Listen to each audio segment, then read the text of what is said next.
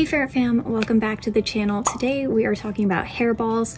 What are they? Can ferrets get them? But first, do not forget to subscribe. The ratio of subscribers who watch my content versus strangers is quite wild, so be sure to subscribe if you want to see more ferret content from me. But much of this information can also benefit your dogs and your cats. Okay, so what are hairballs? Hairballs are an accumulation of hair in the stomach of ferrets.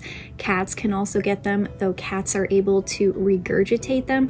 Ferrets cannot. They are just supposed to go right on through the digestive system, and sometimes it just doesn't work out that way. There is too much hair. Your ferret is unable to pass that through the system, and that's where issues can occur. Hairballs most commonly accumulate during the shedding seasons of fall and spring.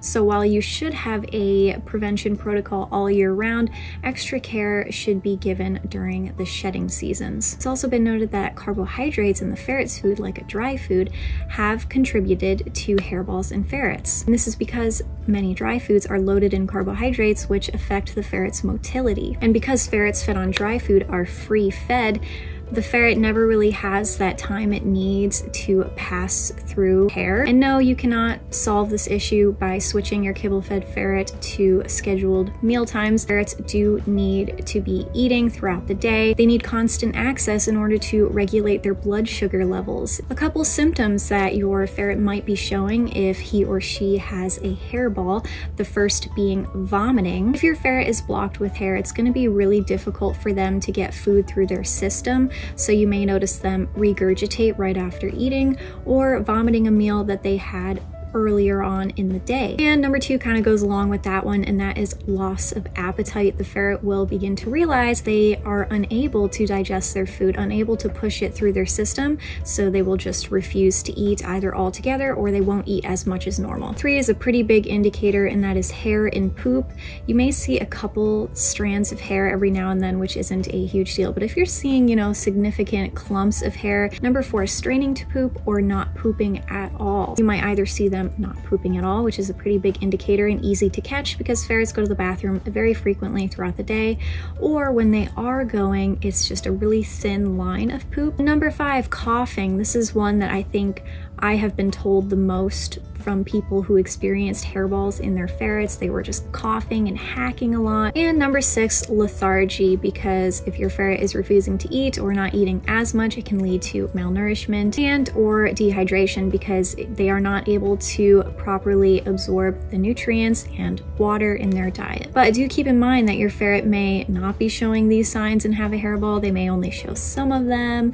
They may be acting completely normal otherwise, so it's important that you read the entire situation. So what happens if your ferret gets a hairball? There are a couple really serious complications that can follow a hairball that is not able to be properly passed through the system. If your ferret is lucky, they may be able to pass minor hairballs through with little to no intervention from you. Pretty impossible to tell the difference between a minor hairball and a major hairball. Life-threatening blockages can occur in the intestine if the hair gets blocked up there, and it will require your ferret to go under major surgery. And if they don't get that surgery, they can die from shock. On to preventing hairballs. Let's first look at a couple different products that are commonly used in ferrets. The most notable product would be the Marshall's Ferret Lax, but as you can already probably guess, I am not a huge fan of this product, and I'm not a huge fan of this company because it is a massive scale animal mill. They breed many species of animals for animal testing,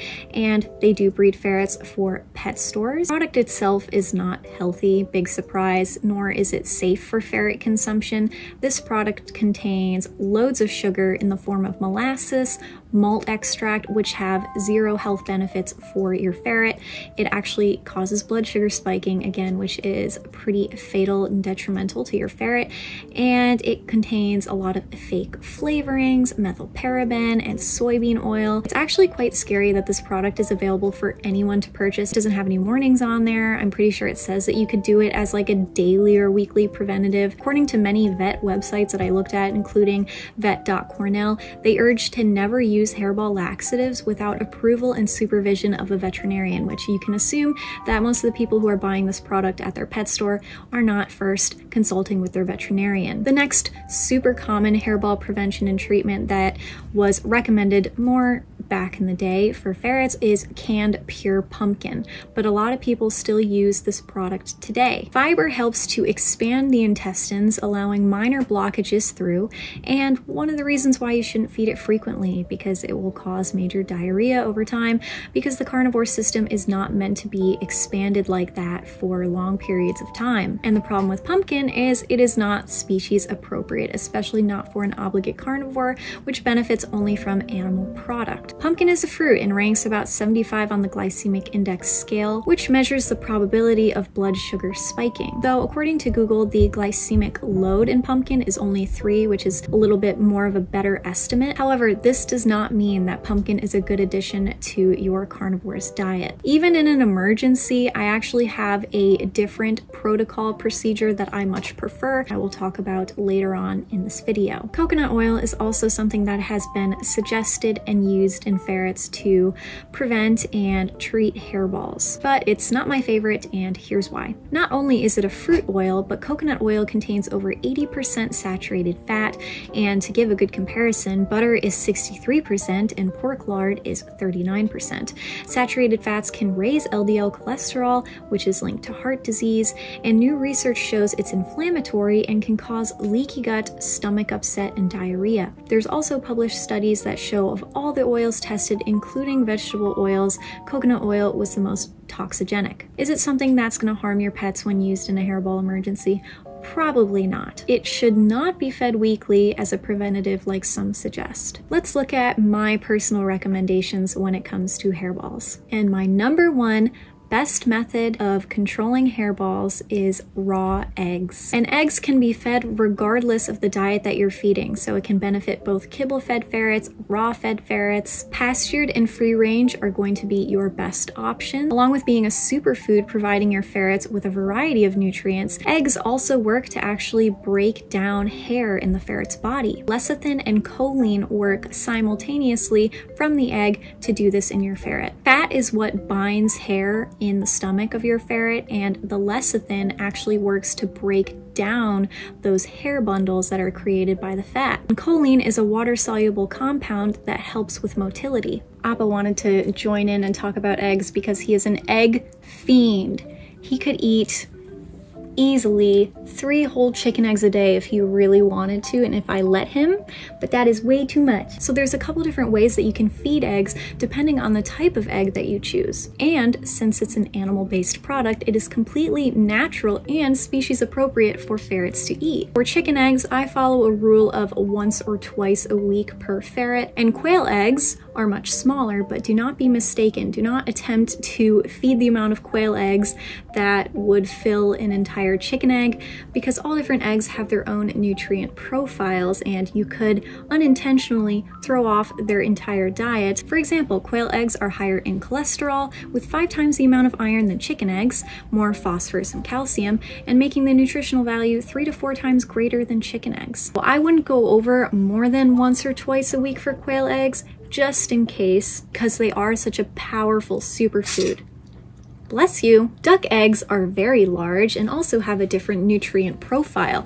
They have 6 times the amount of vitamin D, 2 times the amount of vitamin A. It's higher in protein, more omega-3 fatty acids, twice the nutritional value of chicken eggs, but because of their size, do not attempt to feed an entire duck egg in one sitting. I would probably spread across a couple meals and split with other ferrets. Do know that cracked eggs are going to spoil really quickly in the fridge. Turkey eggs, if you can find them, are higher in fat and cholesterol. It's actually 4 times the amount of cholesterol, and it also is higher in calories, meaning they are probably not an ideal choice as your sole egg protein. And let me make it clear, I'm not saying to feed chicken eggs, quail eggs, duck eggs, turkey eggs every single week. Choose one for the week, and if you can, alternate the next week, you know? I suggest feeding any egg with the yolks and whites whisked together. Once or twice a week per ferret in general is what most people follow.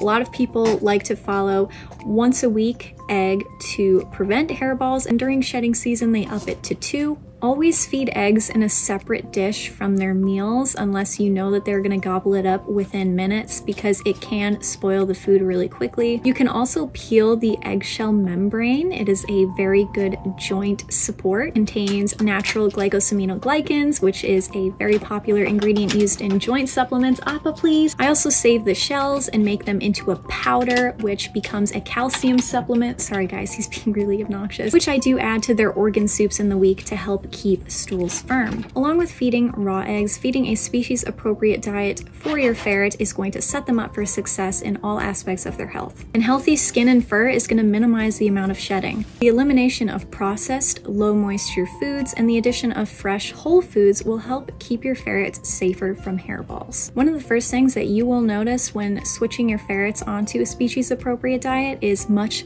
smaller stools, and this is because ferrets are able to better utilize and digest the nutrients in the food, and there is less waste that comes out. Insoluble dietary fibers such as fur and feathers will promote good colon health. And you can feed this by providing whole prey items, and if you do not have access to whole prey animals, if you can order or get from your local butcher rabbit heads with fur on them, rabbit feet. You can feed this a couple times a week to provide that insoluble dietary fiber. And number 3, you can also brush your ferret. This is something that my veterinarian recommends. He recommends using a grooming glove, and I've tried these in the past and haven't seen huge differences when using them. Number 4, provide plenty of fresh water. Water is a natural lubricant, so make sure that your ferrets are getting enough water, especially if they eat kibble. Kibble is very, very dehydrating, so you're going to need to add water to the kibble to ensure that they're getting enough. And combine that with the carbohydrates found in most commercial pet foods. It's just not a good mix. Water will also help hydrate your ferret's skin and fur, creating better coat quality and less shedding. Number 5, change bedding frequently. I change bedding every couple days,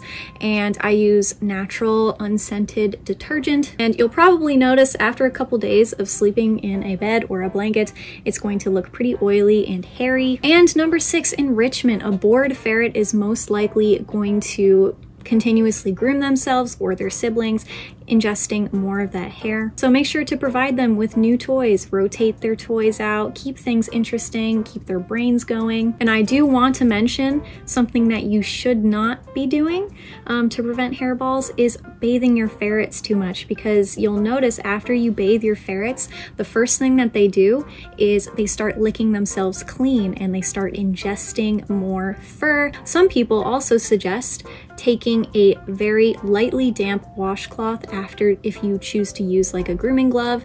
After you do that, take the damp cloth right down their fur, and it should take off more of those loose little strands of hair. Now we move on to my emergency hairball protocol, something that I use if I suspect that my ferret is having a hairball. The most effective treatment, in my opinion, is 100% pure petroleum jelly. This lubricates the GI tract and will help push hair through. Of course, it shouldn't be used as a daily or even weekly supplement. It should only be used in the case of an emergency. And while it's not exactly natural, it will help your ferret. And thankfully, at least in my experience, my ferrets adore the taste and texture of petroleum jelly. I don't understand, but it does make for a really easy administration. This product, in my opinion, is the #1 must-have in a ferret first aid kit. All right, guys, I hope you enjoyed this video and you learned more about hairballs, because it's not something that is talked about a lot in the ferret community, and it is something that can affect all of our ferrets, regardless of how we care for them,